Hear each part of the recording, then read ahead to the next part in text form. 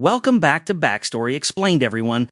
Since we're about to see Spider-Man Noir make his live-action debut, it's only right that we dive into his origins. Many fans were introduced to him on the big screen as part of the team in Spider-Man Into the Spider-Verse, as his detective style stood out from the rest. A few years later, and we're getting Nicolas Cage to step into the role in the new live-action Amazon series. So, without further ado, let's discuss everything that you have to know about Spider Noir, starting with his origins. Bit of an existential crisis, if I'm honest. Spider-Man Noir, or Spider Noir, is part of the Marvel Noir line, where classic heroes get reimagined with a vintage 1930s twist that includes characters like The Thing, the X-Men, Daredevil, Punisher, Luke Cage, and Iron Man, all showing up with darker tones, old-school outfits, and that gritty noir vibe. Spider Noir first appeared in Spider-Man Noir Issue 1.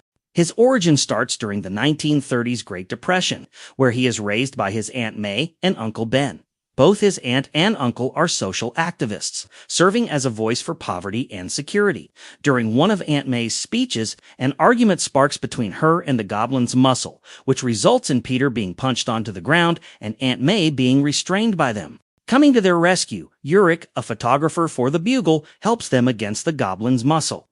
In the end, the group lets them go and swears revenge.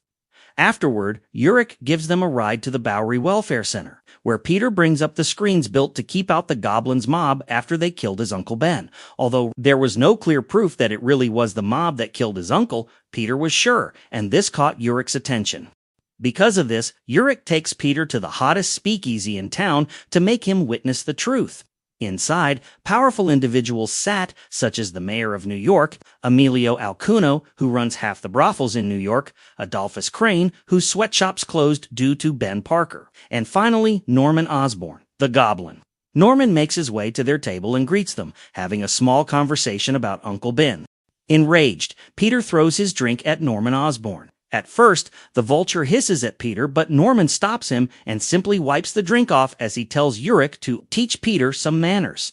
Uric and Peter then leave. As they talk outside, Peter tells him that he wants to make a difference, which prompts Uric to bring him to J. Jonah Jameson, who offers him a job.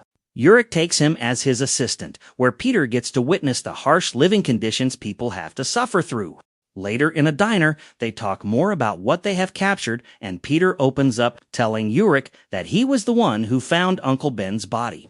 Uric listens, but does not tell Peter that he was there when Uncle Ben died. As weeks pass, Peter's passion for truth and justice grows.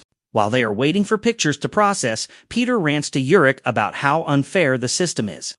Not long after, at Uric's apartment, Peter comes across a high and unresponsive Uric. The phone rings, and Peter picks it up, getting information that an action is going to happen at 1 o'clock at Pier 57.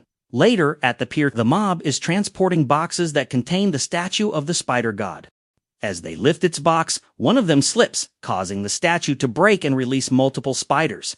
Peter witnesses all of this while hidden up in the ceiling beams. What he does not know is that a spider has made its way up to him and eventually bites him.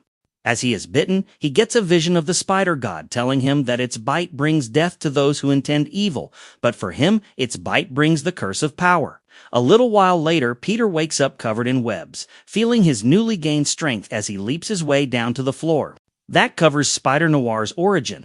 As for his powers, he has superhuman strength, superhuman reflexes, superhuman agility, superhuman speed, and organic webbing. With all that in mind, it's really exciting to finally see him make his big screen debut, especially with Nicolas Cage playing the character. If you want us to cover more comic issues and storylines, drop it in the comments. Don't forget to like and subscribe. Thanks for watching, and tell us which moment is your favorite.